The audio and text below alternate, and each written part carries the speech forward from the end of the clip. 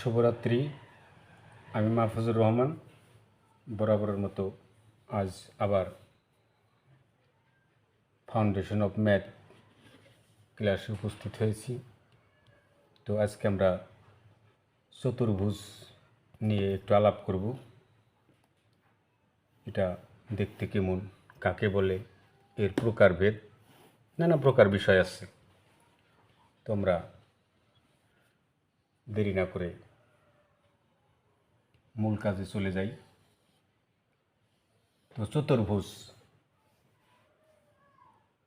নামেই বোঝা যাচ্ছে চতুর্ভুজ চারটি বাহু দ্বারা আবদ্ধ ক্ষেত্রকে চতুর্ভুজ বলে। যেমন সেটা যেমনই হোক, এই যে একটা চতুর্ভুজ আঁকাইলাম, নাম দিলাম এ, প্রত্যেকটা কোণাকে বিন্দুর আমরা নাম দিয়ে দিই ABCD।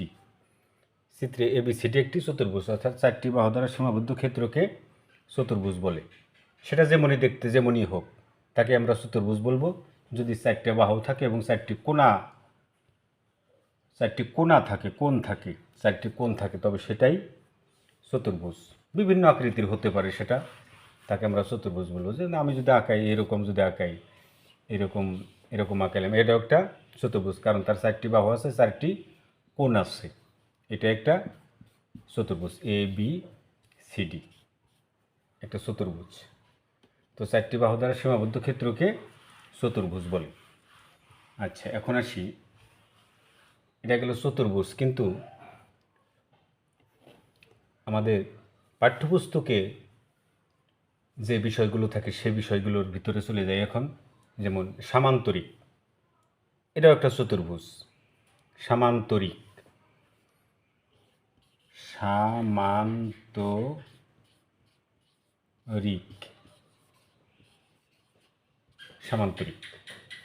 আচ্ছা, এই সামান্তরিক কাকে বলে? আমরা এভাবে বলবো যে চতুর্ভুজের বিপরীত বাহুদ্বয় পরস্পর সমান ও সমান্তরাল তাকে সামান্তরিক বলে। যে চতুর্ভুজের বিপরীত বাহুদ্বয় পরস্পর সমান এবং সমান্তরাল। বিপরীত বাহু, এই কথাটা মনে রাখতে হবে। যে চতুর্ভুজের বিপরীত বাহুদ্বয় পরস্পর সমান ও সমান্তরাল। যেমন আমি এখানে নিলাম এই একটা বাহু, এই একটা বাহু। আমি সমান্তরাল ক্লাসে কিন্তু বলেছিলাম যে সমান্তরাল রেখা এমনভাবে চলবে তারা কখনো তাদের প্রত্যেকটা বিন্দুতে তাদের লম্ব দূরত্ব সমান। এইরকম হলো সমান্তরাল বাহু। তো এরা হলো পরস্পর বিপরীত। আবার এই সাইডেরটাও আমি যোগ করে দিই।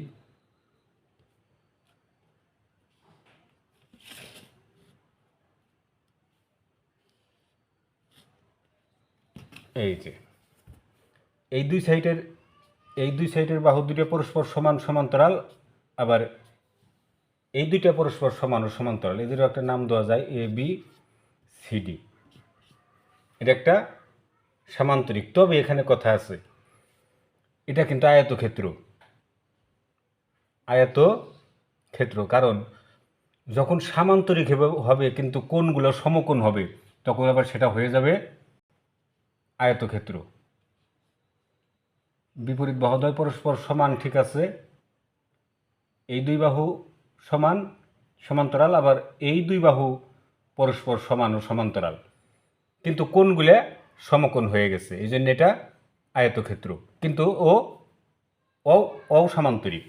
এটাও এক ধরনের সামান্তরিক, কিন্তু কোণগুলা প্রত্যেক জায়গায় 90 ডিগ্রি হয়েছে। দেখা চারটা কোণই 90 ডিগ্রি হয়েছে, এই জন্য একে আমরা বলবো আয়তক্ষেত্র। এই জন্য এর নাম দেবো আমরা আয়তক্ষেত্র। আচ্ছা, তাহলে যে চতুর্ভুজের বিপরীত বাহুদ্বয় পরস্পর সমান ও সমান্তরাল তাকে সামান্তরিক বলে। যেমন আমি যদি চিত্রটা এরকম করে আঁকি, এই একটা বাহু আর এই একটা বাহু দুটো সমান এবং সমান্তরাল, এই যে সামান্তরিক ABCD, এর নাম কিন্তু সামান্তরিক। কারণ এর বিপরীত বাহু দুইটা পরস্পর, এই বাহুর সমান ও সমান্তরাল, আবার এই বাহু দুইটা পরস্পর সমান ও সমান্তরাল, কিন্তু কোণগুলো সমকোণ না। কোণগুলো কিন্তু কেউ সমকোণ না। এগুলো এই এই এই দুইটা কোণ হয়েছে সূক্ষ্মকোণ, এই দুইটা কোণ হয়েছে কী কোণ? এই দুইটা স্থূলকোণ। এই জন্যে কিন্তু এর বিপরীত বাহুদ্বয় পরস্পর সমান ও সমান্তরাল, এটা হলো সামান্তরিক। কিন্তু সামান্তরিক যখন কোণগুলো সমকোণ হয়ে যাবে তখনই সেটা হয়ে যাবে আয়তক্ষেত্র। আচ্ছা, গেল সামান্তরিক। তাহলে সামান্তরিকের সংজ্ঞায় বলবা যে যে চতুর্ভুজের বিপরীত বাহুদ্বয় পরস্পর সমান ও সমান্তরাল তাকে সামান্তরিক বলে।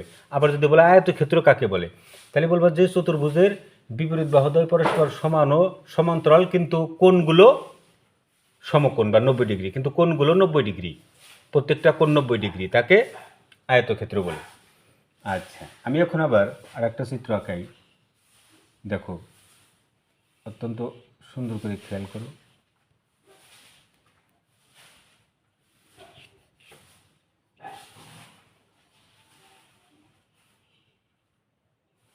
চোখের দৃষ্টিতে মনে করো যে সবগুলা বাহুই সমান এবং প্রত্যেকটা কোণ সমকোণ।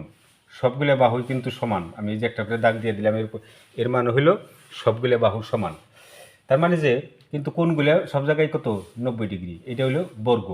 যে চতুর্ভুজের 4টি বাহুই পরস্পর সমান, সমান্তরাল নাও বললে হবে।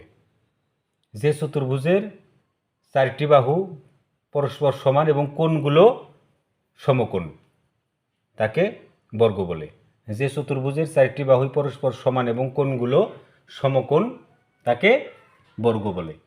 4টি বাহুই সমান, কোণগুলো কিন্তু অবশ্যই সমকোণ, সেটা হলো বর্গ। কিন্তু 4টে বাহুই পরস্পর সমান কিন্তু কোণগুলো সমকোণ না। দেখো এই চিত্রটা খেয়াল করো একটু।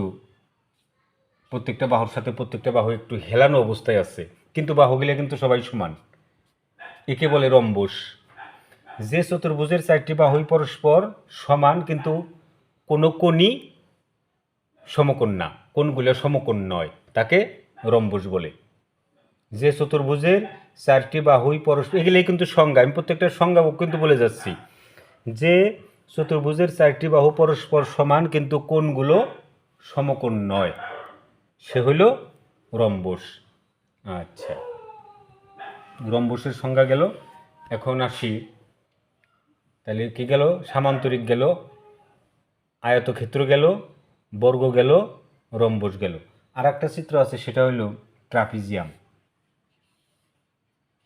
এই যে একটু ঘরের চালের মতো দেখা যায় আর কি, অনেকটা ABCD, একে বলে ট্রাপিজিয়াম। ঘরের চালের মতো দেখা যাইতেছে, দেখো এটা এর। তাহলে এর এক জোড়া বাহু সমান্তরাল, এক জোড়া বাহু সমান্তরাল কিন্তু সমান কিন্তু না। এক জোড়া বাহু সমান্তরাল, এই বাহুটা বড়, এই বাহুটা ছোট, সমান্তরাল। অপর জোড়া তির্যক। তার কারণ হলো এইটাকে বাড়াইতে বাড়াইতে এখানে নিয়ে আসো, আবার এটাকে বাড়াইতে বাড়াইতে এখানে নিয়ে আসো, দেখো এরা সমান্তরাল না, মিলে যাবে। এই যে এখানে এসে মিলে যাবে, দেখো বর্ধিত করলে মিলে যাবে, কিন্তু এই জোড়া কখনো মিলবে না, ও চলতেই থাকবে সমান দূরত্ব বজায় রেখে। তাহলে ট্রাপিজিয়ামের ক্ষেত্রে কি বলবা? যে যে চতুর্ভুজের এক জোড়া বিপরীত বাহু সমান্তরাল, অপর জোড়া তির্যক, তাকে ট্রাপিজিয়াম বলে। যে চতুর্ভুজের এক জোড়া বিপরীত বাহু সমান্তরাল, অপর জোড়া তির্যক, তাকে ট্রাপিজিয়াম বলে। আচ্ছা, এখন আসি, ট্রাপিজিয়ামও কিন্তু এক ধরনের চতুর্ভুজ। আচ্ছা, তারপর আসো, আমি একটা আয়তক্ষেত্র আঁকাইলাম, নাম দিলাম ABCD। এখানে আরও দুটা,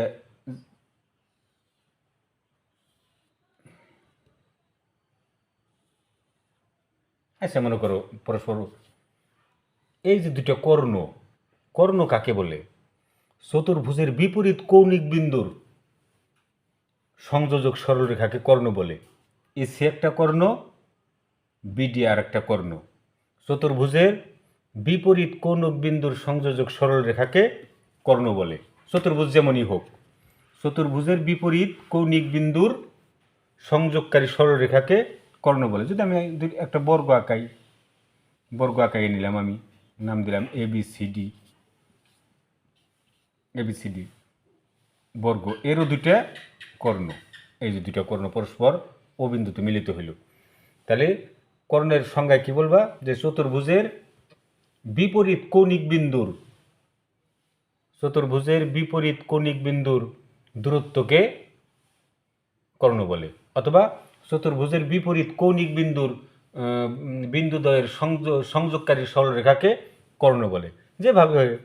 যেভাবে তুমি বুঝো সেভাবেই তুমি বলবা, বুঝলে পারে নানানভাবে বলা যায়। চতুর্ভুজের বিপরীত কৌণিক বিন্দুর দূরত্বকে কর্ণ বলে। কর্ণদ্বয় পরস্পর ও বিন্দুতে ছেদ করে। এটা গেল বর্গের ক্ষেত্রে। আবার আমি যদি একটা রম্বস আঁকাই, রম্বসের 4 বাহু সমান কোনো কোণই সমকোণ না, তাহলে এরও দুইটা কর্ণ আছে। রম্বসের একটা কর্ণ বড় আর একটা কর্ণ ছোট, ABCD পরস্পর ও বিন্দুতে মিলিত হয়েছে।